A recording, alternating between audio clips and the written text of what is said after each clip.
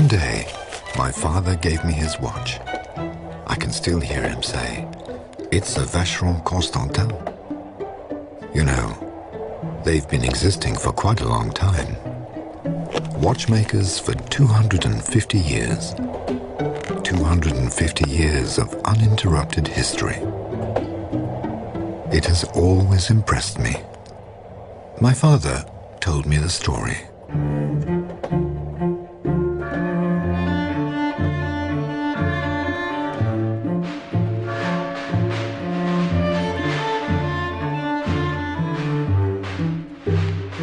It all started in Geneva, near the Rhone River.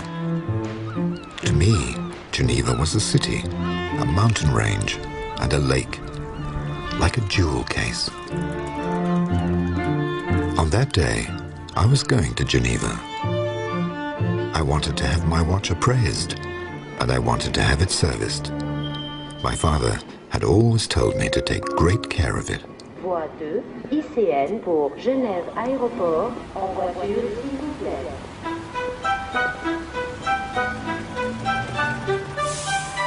As I was walking across the old Saint-Gervais area, I thought of the watchmakers that had settled there in the 18th century.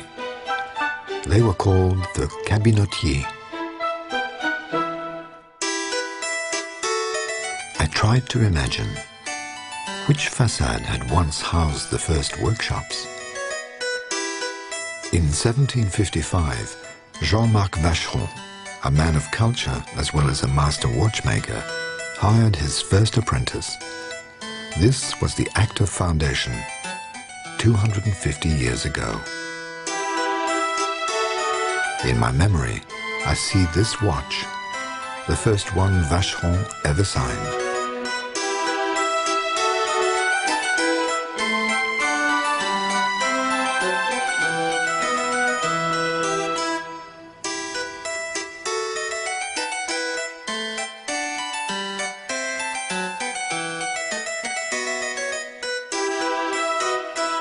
The expansion started with Jacques-Barthélemy Vacheron.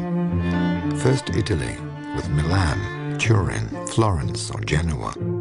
During one of his travels, Jacques-Barthélemy met Vacheron Constantin. They became partners in 1819 and created their company, Vacheron Constantin. From then on, all the watches would bear their double signature. With the two of them, the standards were higher than ever. The technical sophistication and the superlative hand finish produced precious watches that brought back all my childhood memories. An 1828 watch with enamel decorations, so thin.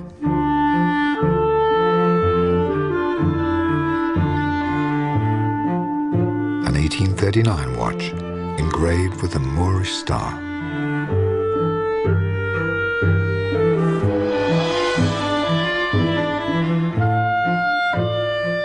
In 1844, they settled in the Tour de Lille.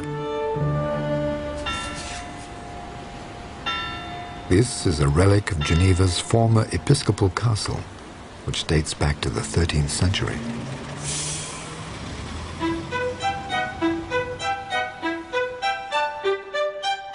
Encouraged by success, the brand carried on its expansion.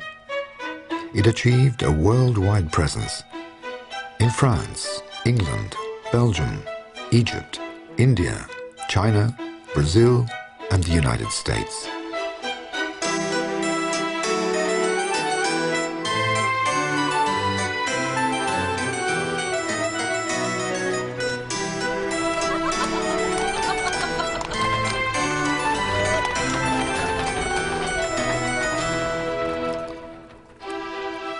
Still in Geneva, in 1875, a new change of address for the brand, which chose the Quai des Moulins, next to the Tour de Lille, just across the street.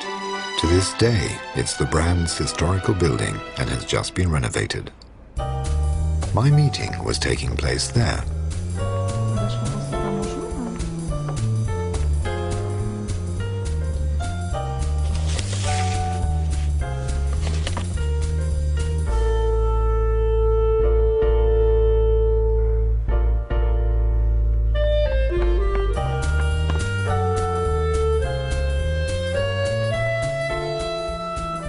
watch had been crafted in 1953.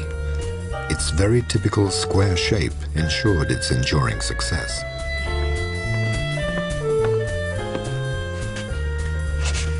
In 2002, inspired by this watch, a model named Toledo was launched. While my watch was being serviced, I tried to immerse myself in the spirit of this place which had witnessed history in the making.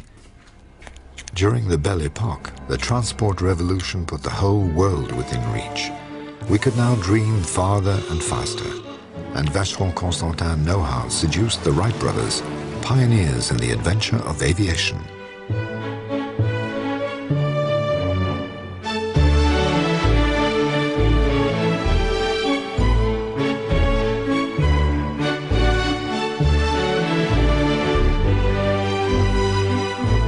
How many celebrities then crossed the threshold of the famous watchmaker?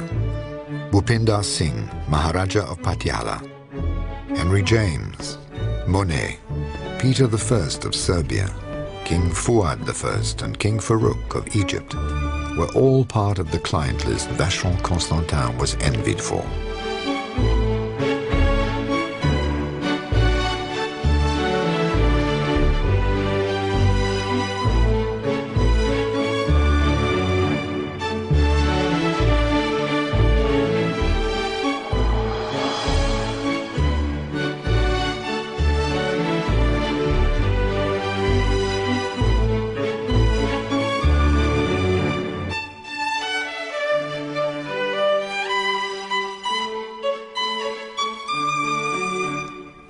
In order to satisfy its prestigious clients, the brand never stopped inventing, never stopped encouraging technical prowess and aesthetic concerns that mirrored its craftsmanship and know-how.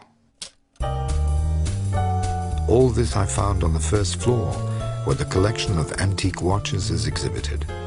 I relished slowly moving from one watch to the next.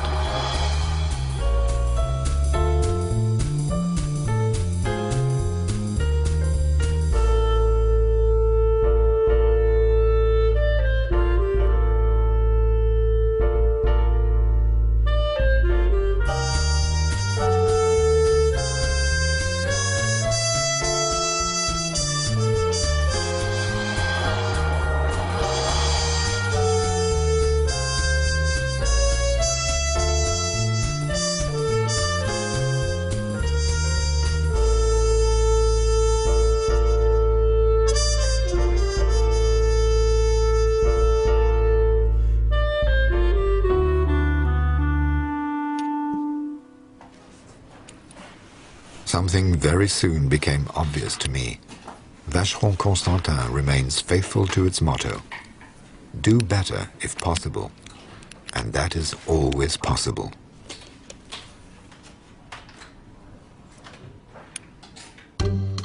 This is how the brand won the competitions organized by Geneva Observatory and registered new records of precision.